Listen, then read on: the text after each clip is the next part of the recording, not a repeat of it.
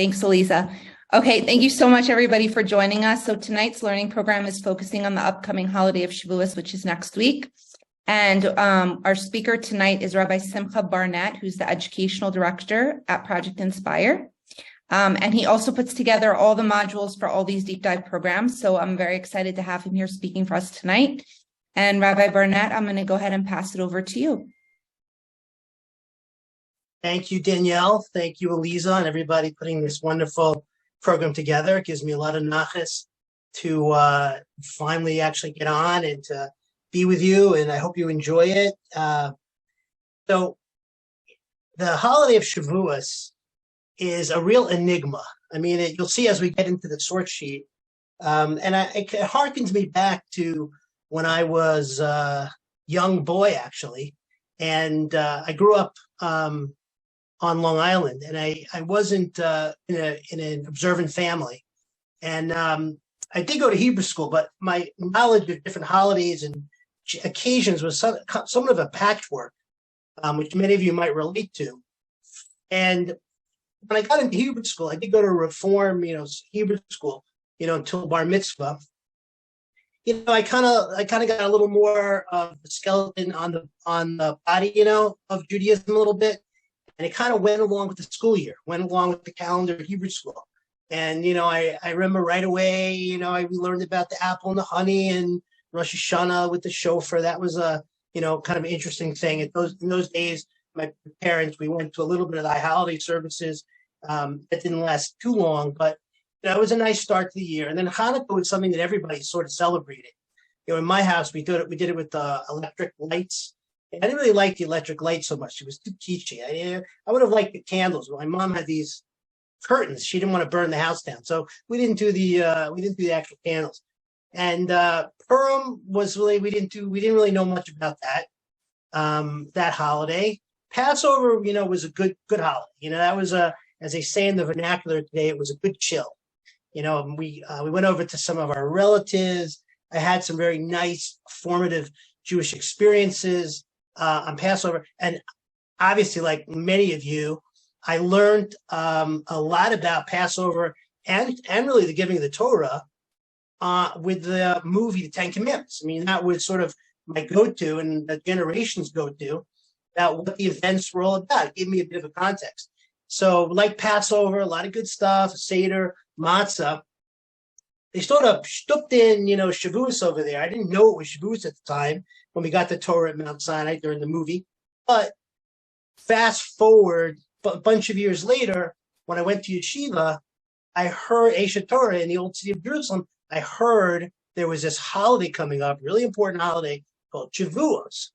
And I was like, I never heard of that holiday before. Like, they just how'd they slip that holiday in? And then I kind of realized, I thought about it, I hadn't heard it before. And it's because it's a very under the radar holiday. Now, this is one of the questions. I really didn't put this in the sheet because there were so many questions. I couldn't get to every single one of them.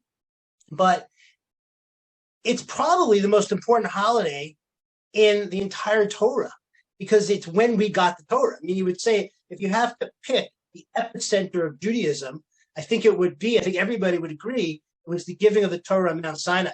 So you would think it would be surrounded with a lot of pomp and circumstance, a lot of mitzvos. You'd think it would be at least as central as Passover was in the telling of the story and in the holiday itself. But it's really not the case. It hardly exists. You have to dig very deep to figure out what's even going on the holiday of Shavuos. And many of these questions you're going to get to in the module.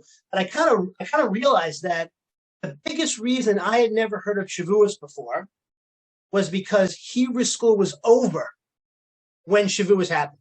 It was usually in June. Hebrew school was over. Now it was like my best theory of why I'd never heard about it before. But think about it. There really are no major mitzvos. If you think about Shavuos, all the things that we do, like the cheesecake isn't in the Torah. Even learning all night isn't in the Torah. Adorning the shul with greenery, all the things we do are called minhagim. They're traditions. They kind of adorn the holiday, but the holiday has no real key mitzvah. I mean, we do have the mitzvah of bringing the 2 loaves of wheat, which we'll talk about, later on. But that seemingly is coming at it from the side. But Shavuos itself and the giving the Torah, it doesn't seem to be any major mitzvahs. It's also only one day. So you can like blink and, it passes. So it's very easy to understand that there wouldn't be, I didn't know what the holiday was about. And when you'll get into this as well, the name doesn't give you a whole lot of clues as well. I know some of you know Hebrew. You can say, and there'll be a question in the module. What is Shavuot? Shavuot in Ashkenazi pronunciation. What does it really mean? And that'll be a further puzzle, further enigma, because it doesn't seem to say much about the giving of the Torah. And obviously, all the different things which surround this holiday, this mysterious holiday, really do point to the giving of the Torah. So these are some of the questions we're going to talk about. There are a lot of questions in this module. It's a little different because I usually answer all the questions that I write in a module, and I usually do it in a pretty linear fashion. I try to do it as well over here, but you're going to find there were just so many questions and so many different angles to take in the answers, and I'm going to leave some of them. I'm going to leave a bit of this for the actual wrap up in the end. But I do hope you enjoy it. And again, my answers are suggestions. This is a lifetime of digging. That's what the beauty of Torah is really all about. That you have a question means you're bothered by something. It's sort of like an analogy to digging a hole to put a seed in the ground. You can't grow anything if you don't have a hole. So the hole in Jewish consciousness is represented by a question. That's why Passover is all about questions, right? Because the beginning of getting satisfying, meaningful answers is digging deep, digging these holes. We're going to dig a lot of holes tonight. I hope we'll have some answers, but you'll develop more and better answers throughout the years, throughout the decades. And let's get started. Without any further ado, we'll go and we will learn in the group. So Danielle, I'm going to pass it back. I'm going to pass it back to you so that everybody can start learning. There's a lot of material to cover tonight, and we'll get on a little bit later to do a wrap up. Okay, great. Thanks so much for the intro, Rabbi Barnett. Everybody, we are going to break out for about a half an hour, and we will call you back to wrap up. Enjoy the learning. Okay, everybody. I hope you enjoyed the module. I hope there were a lot of questions. You saw it, probably most questions we've ever had in one of the modules, and I hope you got some answers. But as I said before, some of the answers you got tonight, some of the answers you'll get maybe at the end of this mini lesson. And some you'll get on Shavuos, some you might not get for a year, 5 years, or 10 years. That's the beauty. That's the beauty of Torah learning. Stay at it, and you'll get your answers. Your answers is always the best answer. So, like any good rabbi, I'm just going to ask more questions. Okay, that's just what we do. So, with just so many questions, I couldn't even contain it to a module. So, I'm going to ask you another question that always bothered me. Now, I don't have a great answer for it, but this was the question one of my first question I really had. If you read through the Torah and you're reading about Passover, Parsha, a few Parshiot, but the Parsha Bo really tells the guts of the story, like the conclusion of the story, the end of the 10 plagues, the last plague with the blood smearing on the door, sacrificing the lamb, God delivering us. It really goes through everything. And then at the end of that story, it gives us the eternal decree that we're going to celebrate this holiday forever. We're going to have matzah. We're not going to get chametz. It's right there, meaning the story leads right into the observance forever. Now, you would think that's exactly what would happen in terms of giving of the Torah.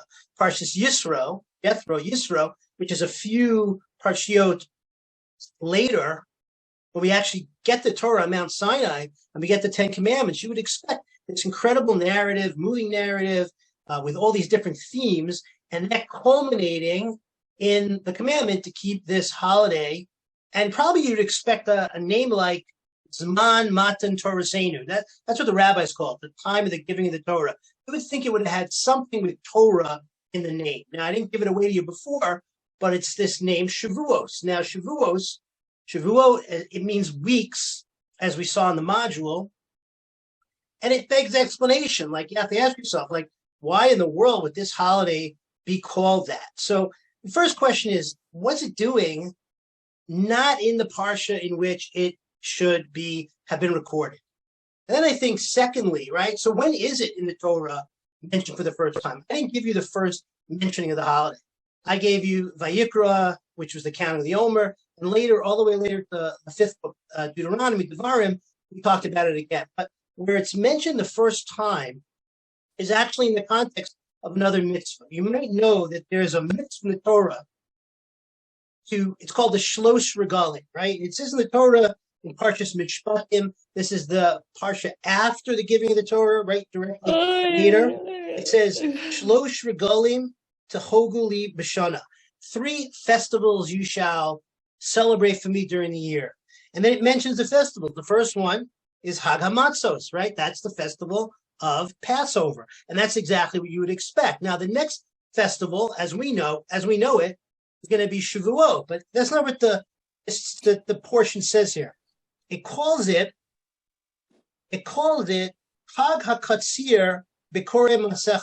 It's the reaping festival, the harvest festival of the first fruits of your hand, right? It's called Yom Bikurim, the day of the first fruits. And then the last festival, which we know to be Sukkot, is called Hag HaAsif, is the holiday of the gathering, right? Now, if you look at the biblical commentator Rashi, because you want to know what are these holidays. We never heard, we know about Sukkot. We heard about that already before. We also know about Passover, but what about this middle holiday, this Chag HaKatzir? So Rashi says, Hu Chag Shavuos. Rashi tells us from the oral tradition that this is the holiday of Shavuos. So then we're like, Shavuos, let me flip through my Torah and get like more understanding, more explanation. Now, just like kind of to follow on what I said in the introduction, one of the reasons why I never knew about this holiday is because it's one day. Now, if it's going to be grouped in the 3 pilgrimage festivals, right? It's one of the big 3, you would call it. The big 3, all of them have a name that means something about the holiday. So that's one difference with Shavuot. Number 2, they all have a date in the Torah. They all have a date in which you celebrate them. The 15th of Tishrei for Sukkot, right? The 15th of Nisan for Pesach. Shavuot doesn't have its own day. We know it's the 6th of Sivan, the couple of months after Nisan, but it doesn't have its own name in the Torah. Also, very peculiarly, it's one day and not 7 days.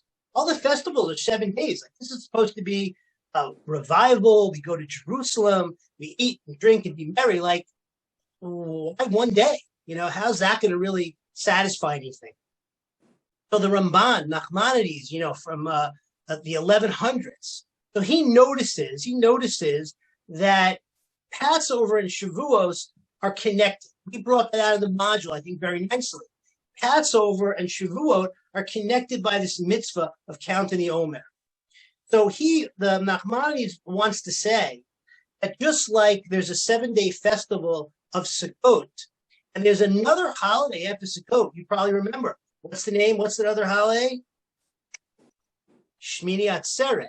Now, Shmini Atzeret, many people mistakenly believe it's the 8th day of Sukkot. It really isn't. It's its own holiday, one-day holiday. Now, Nachmanides says Passover is the first holiday of the first cycle. Then there's a Chol HaMoed. There's not a 7-day break before the last day. There's a 49, a super 7. 7 times 7, which is the quote-unquote the intermediary days of the holiday, Chol HaMoed. And the last day of the holiday of Passover is really Shavuot. So it's Passover, this intermediate period of Chol HaMoed, and then there's this festival of Shavuot. So it's connected. And we see by Sukkot, it follows the same kind of structure, where it has Sukkot, 7 days, one day of the first holiday of Sukkot, where we don't work. Then there's the Chol HaMoed, there's the intermediary days. We go have fun, we go on Tu'ulim, we go all around Israel and the United States, have a good time. And the last day, the 8th day, is Shmini Hatzeret. Now, Shimshon Raphael Hirsch also builds upon the Nachmanides with more questions, and he comes up with a beautiful answer to a lot of what we've been working on tonight. And this is what he says. He introduces one more name of the holiday that I didn't let you guys in on before. I was saving it, okay? There's one more name of the holiday that I didn't let you in on, and it's the rabbinical name all over the Talmud. And the rabbis call the holiday of Shavuot, they call it Hag HaAtzeret. It's the holiday of Atzeret. Atzeret is culmination, it's kind of has the crops culminate, the fruits of the crops are harvested. It's a culmination. It means to delay, to culminate, a zenith, okay? So Rav Shimshon Rav Hirsch points out very beautifully the answer to all of these interesting questions about Shavuot that we just brought up comes from the fact that it's just like the holiday Shmini Atzeret.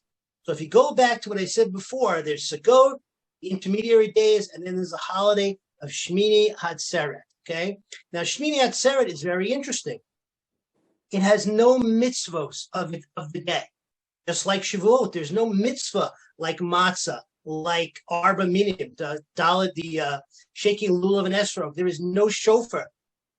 The Medrash says God just said to the Jewish people, stay back, Atzeret, hold yourself back, delay one more day and just have a meal with me, because leaving you, my dear children, is so difficult for me. It's a day of love between the Jewish people and God. So he said, so too, this Shavuot is really called Hag HaAtzeret, and it has the same energy. And what's that energy? The energy is that it's not a holiday that's bringing us a means to an end. It said mitzvos like matzah, like Sukkot, like all the mitzvahs of the Torah. It brings us to a certain point, a certain connection with God. That's what the mitzvahs do. And he said, even the mitzvah of the counting the Omer, it's a beautiful kind of understanding of this, because during this Kol HaMoed between Passover and Shavuot, we have this counting of the Omer. And it's a time when we work on ourselves spiritually to try to become fit people to receive the Torah. And as I said in the module, the idea was in Omer symbolizes the manna that we got from heaven, from God in the desert those 40 years. And that manna, that bread, and how we collected it, and the faith we had in God, that he delivers all of our needs, establishes our connection to Hashem in real terms. We Jews don't just think, don't just believe from like the head up. We basically have living emunah. Living emunah means when the rubber hits the road in, am I making a living? Can I feed my family? Is this world going to satisfy me and give me all that I need? And that so beautifully is what the mitzvah of the Omer is all about. So it prepares us using the fruits, the first fruits that are maturing and we're going to collect on Shavuot, and it rights the ship of my relationship with God. On Passover, we didn't have such a great relationship to materialism. We had to get off of the chametz. We had to pull back from the physical world. Remember, the barley offering, if you look at the mitzvah of the Omer, it was barley. Barley's animal food. We were really animals in kind of our relationship to food. But over those 50 days, we purify ourselves, and we actually bring 2 loaves of wheat. The only time we were allowed to bring loaves, not matzah, loaves onto the altar. And what that symbolizes that, my children, you worked on yourselves. You're now ready to eat chametz like an angel. You're now ready to immerse yourselves in the physical world with spirituality. Now, so when we talk about Shavuos, we're saying that there are no mitzvahs of the day, right? And it is only one day because it's a measure of our relationship to Hashem. It's not a means, it's an end. It's an end. That's what Rabbi Shimshon Rav Hirsch said. You either have the relationship by the time you get to Shmini Atzeret after Sukkot, or you don't. No mitzvahs are going to help at this point. So too, we've been working on ourselves, Passover, all the way through the Omer. You are ready to accept that relationship with Hashem, or you're not ready to. Now, the question that you might ask yourself is, isn't Torah a means? Like, how can you really say it's just an end? It's also a means. Because when you do mitzvahs, you grow, you get closer, you're using the Torah to get somewhere. And that's true. But what I want to do is I want to make a division between two very important aspects of the Torah. And I think Shavuos is about the first aspect of the Torah that I'm going to explain to you. And that follows the module. In the module, one of the sources said that the Torah is our life, our soul, our neshama. It was our connection to God. That was the essence of the receiving the Torah on Mount Sinai. We became prophets, meaning, in the old vernacular of Star Trek, it was like a Vulcan mind meld, meaning the mind or the soul of the Jew and the soul of Hashem fused together when God said the Ten Commandments to the Jewish people. We got a living emunah, a basis for a connection to God. People, I think, make a mistake and think emunah, faith, belief, which that first mitzvah we got in the Torah is the mitzvah of emunah. I'm the Lord your God who took you out of Egypt from the house of slavery. That mitzvah is not just an intellectual appreciation of God.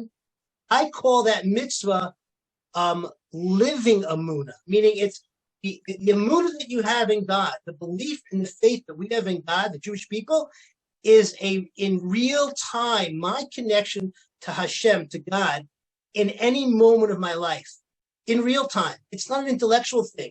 It's a connection thing. How connected am I to God as I walk through my life? When I walk through my business, do I connect to God, His Torah, His morals, His values? How connected am I to God in real terms? You might say it like this: is God a palpable presence in my life? That's emunah. That's what we got the foundation of on Shavuot. During the year, when we keep learning Torah, we add to that foundation. But the initial, I think, twinning us and God came on Mount Sinai and the giving of the Torah. It says Chazal, the rabbis say, Oraisa, Yisrael, Kodesh Barichu, Chadhu. Torah, the Jew, and God were all one. This was when we became one with God. It's almost like, AM radio waves. They're always going out, in the ether. But you have to have a receiver which is calibrated, right, to receive the signal. That was what we got on Mount Sinai. This calibration that we were going to receive a connection to God in real time, minute by minute. And yes, we add to that connection. Just to back that up, you might be familiar, some of you, with the Medrash. There's a famous Medrash that says that in the womb, everyone is taught Torah by an angel. And right before each of us are born, the angel taps you under the nose in this indentation over here, and that's why you have this indentation, and you forget the Torah. Now, it's a cute story. Everyone knows it. The idea is that all your life is spent remembering the Torah that you lost. You didn't lose it all. It's imprinted. It's in your soul. It's there waiting to come out in potential. But what God gave us as that medium of connection was that imprint of Torah, that connection to Him, which is in our souls. And that's what Shavuos is about. And when you go to the holiday of Shavuos, this relationship with God is what you're after. The relationship with Hashem, the emunah that comes in real terms through understanding Hashem is involved with your life, is taking care of you, and connects to you in real time. It's not a book on a shelf. They say that the Torah has a written law and an oral law. Shavuos is all about the oral law. We only know about the holiday because we have to look at the rabbi's explanations and count up the days. Nothing's on the surface. And I think the idea of it is that it's not supposed to be a book on a shelf. It's supposed to be something that I draw out of my soul. And the oral law is the connection to God through the explanations of Torah, through the Talmud, through almost everything we talk about really is oral law. All my sources that I brought and the explanations, the sources may have been from the written law, some of them, but all the explanations were for the oral law. And I think the Torah is trying to tell us something very deep, that the oral law is what Torah is about. We want to be connected to God, connected to the oral law. I'll just leave you this last point. When you look at all the Jewish movements in the world, and not just now, but the historical Jewish movements. All the movements that have gotten away from the oral law, the Talmud, the Mishnah, all those commentaries, they died out. Because a book on a shelf is like a body without a soul. The soul of Torah is the oral law. And that's why I'm so happy we have this beautiful program where you all can be delving into the oral law, because that's really what you're doing when we draw out, we tease out the beautiful lessons that connect our neshama to the soul of the universe, which is Hashem. So my bracha that everybody revives themselves, reinforces that connection to God, that emunah, a real living connection. And all through the year, Hashem gives you a greater portion of Torah and of oral law and of Torah that comes from your questions and from your answers, because that's the Torah that we all need to really connect to God as a Jewish people. Thank you very much, and have a wonderful holiday. Thank you so much. Thank you so much, Rabbi Barnett, and thank you so much, everyone, for joining us. Rabbi. And thank you, Elisa, who did all the technical side for us. And thank you guys so much for joining the program. Thank you. Okay, great. Thanks, guys. Thanks, Rabbi. Have a great Shavuos, everybody. Thank you. You too. Good night. Thank you. Thank you.